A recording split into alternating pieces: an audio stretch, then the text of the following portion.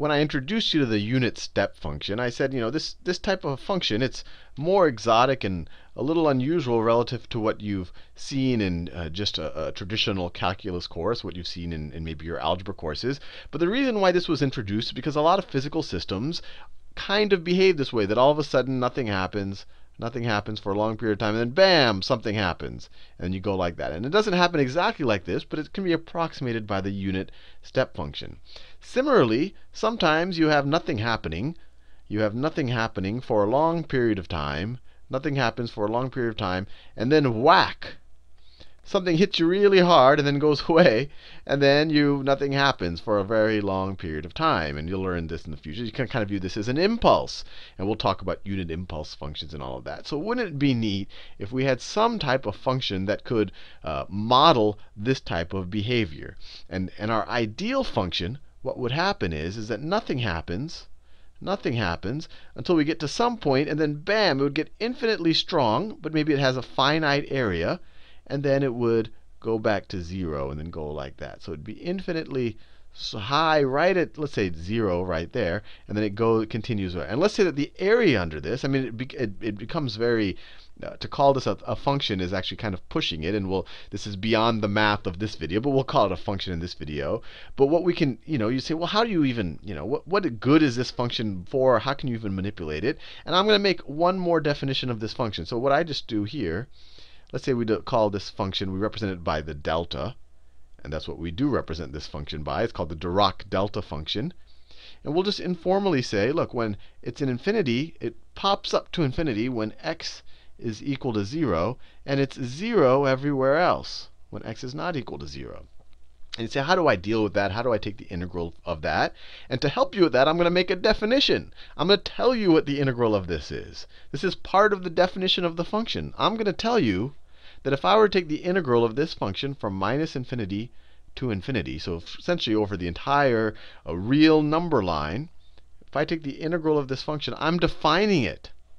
I'm defining it to be equal to 1. I'm defining this. Now, you might say, Sal, you didn't prove it to me. No, I'm defining it. I'm telling you that this delta of x is a function such that its integral is 1. So it has this infinitely narrow base that goes infinitely high, and the area under this, I'm telling you, is of area 1. And you're like, hey, Sal, that's a crazy function. I want a little bit better understanding of how someone can construct a function like this. So I don't know, let's see if we can satisfy that a little bit more. But then once that's satisfied, then we're going to start taking the Laplace transform of this, and then we'll start manipulating it and whatnot. Let's see, let me complete this delta right here.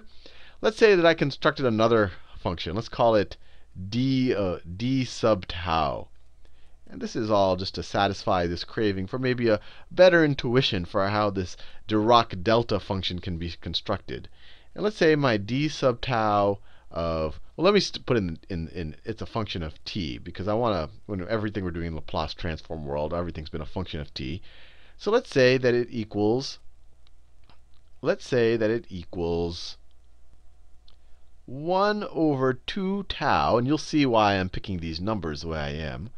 1 over 2 tau when t is less than tau and greater than minus tau. And let's say it's 0 everywhere else.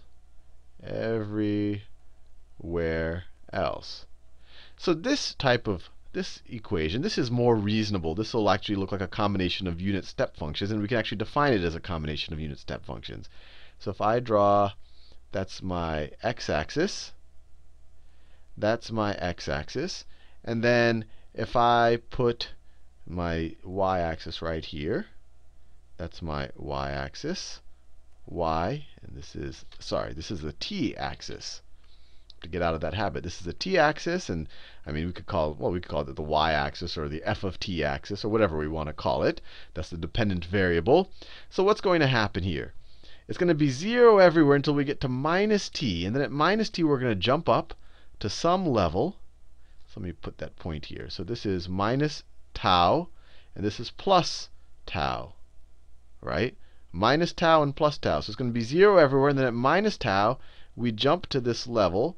And then we stay constant at that level until we get to plus tau. And that level, I'm saying, is 1 over 2 tau. So this point right here, on the dependent axis, this is 1 over 2 tau. So why did I construct this function this way? Well, let's think about it. What happens if I take the integral? Let me write a nicer integral sign. If I took the integral from minus infinity to infinity of d sub tau of t, dt, what is this going to be equal to? Well, if the integral is just the area under this curve, this is a pretty straightforward thing to calculate, right? You just look at this and you say, well, this is, first of all, it's 0 everywhere else. It's 0 everywhere else, and it's only the area right here. I could rewrite this integral as the integral from minus tau to tau. We don't care infinity and minus infinity and positive infinity because there's no area under any of those points of 1 over 2 tau d tau. We could write it, dt, sorry, 1 over 2 tau dt. So we could write it this way too, right? Because we can just take the boundaries from here to here, because we get nothing, the whole other, whether t goes to positive infinity or minus infinity. And then over that boundary, the function is a constant, 1 over 2 tau. So we could just take this integral. And either way we evaluate it, we don't even have to know calculus to know what this integral is going to evaluate to. This is just the area under this. The area under this, which is just the base. What's the base? The base is 2 tau, right? The base is 2 tau. You have 1 tau here and then another tau there. So it's equal to 2 tau times your height. And your height, I just said, is 1 over 2 tau. 1 over 2 tau. So your area for this function, or for this integral, is going to be 1. You could evaluate this. You could get this is going to be equal to, you take the antiderivative of 1 over 2 tau, you get, I'll do this just to satiate your curiosity, t over 2 tau. And you have to evaluate this from minus tau to tau. When you put tau in there, you get tau over 2 tau. And then minus tau over 2 tau. And then you get tau plus tau over 2 tau. That's 2 tau over 2 tau, which is equal to 1. Maybe I'm beating a dead horse. I think you're satisfied that the area under this is going to be 1, regardless of what tau was. I kept this abstract. Now, if I take smaller and smaller values of tau, what's going to happen? If my new tau is going to be, let's say, here. Let's say my new tau is going to be there. I'm just going to pick my new tau there. Then my 1 over 2 tau, tau is now a smaller number. So when it's in the denominator, my 1 over 2 tau is going to be something like this. It's going to be something like this. Right? I'm just saying, if I pick smaller and smaller tau, so if I pick an even smaller tau than that, then my height is going to have to be higher. Right? My 1 over 2 tau is going to have to even be higher than that. And so I think you see where I'm going this. What happens is the limit as tau approaches 0. So what is the limit? The limit as tau approaches 0 of my little d sub tau function. What's the limit of this? Well, these things are going to go infinitely close to 0, but this is the limit. They're never going to be quite at 0. And your height here is going to go infinitely high. But the whole time, I said no matter what my tau is, because it was defined in very arbitrary terms, my area is always going to be 1. So you're going to end up with your Dirac delta function. Oh, let me write it. I was going to write an x again. Your Dirac delta function is a function of t. And because of this, if you say, if you ask, well, what's the limit as tau approaches 0 of the integral from minus infinity to infinity of d sub tau of t dt, well, this should still be 1, right? Because this thing right here, this evaluates to 1. So as you take the limit as tau approaches 0, and I'm being very generous with my definitions of limits and whatnot. I'm not being very rigorous, but I think you can kind of understand the intuition where I'm going. This is going to be equal to 1. And so by the same, I guess, intuitive argument, you could say that the limit as from minus infinity to infinity of our Dirac delta function of t dt is also going to be 1. And likewise, Dirac delta function, I mean, this thing pops up to infinity at t is equal to 0, right? This thing, if I were to draw my x-axis like that, and then right at t equals 0, my Dirac delta function pops up like that.